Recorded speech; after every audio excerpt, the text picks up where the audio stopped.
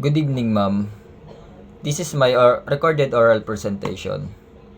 So, for question number 1, what is my significant learning experience in each module that has made an impact as a Lutheranite, as a member of my family, church, and society? For module 1, knowing God and ourselves, my significant learning experience in this module was realizing that God knows me personally and loves me for who I am. This helped me appreciate my own worth and the value of every person in my family, church, and society. It taught me to respect myself and others and to be more understanding and compassionate in my daily interaction. For Module 2, I learned that faith is not just a believing in God but trusting Him in every situation. This had an impact on my family life because it reminded me to rely on God during challenges and to pray together. As a member of society, it encouraged me to make decisions based on honesty, responsibility, and trust God's plan. For Module 3, the most important learning for me here was as understanding that loving God is shown through loving others. This made me more aware of my action towards my family, classmates, and community.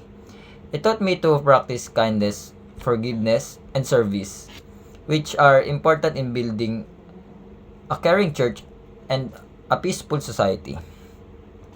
For Module 4, this module helped me realize that following Jesus means living like Him every day. The reflection on Jesus' compassion inspired me to help others, especially those in need. It strengthened my role as a member of the church and motivated me to be a good example in my family and society through my words and action. For Module 5, my significant learning experience in this module was discovering that the Holy Spirit guides and empowers me with gifts and talents. This helped me understand that I have a role to play in helping my family, serving the church, and contributing positively to society. It encouraged me to use my abilities not just for myself but for the good of others. And for question number 2, how's your formation-oriented religious education or FORE learning experience this semester? My FORE learning experience this semester, my formation-oriented religious education or FORE learning experience this semester has been meaningful and enriching for me as a student.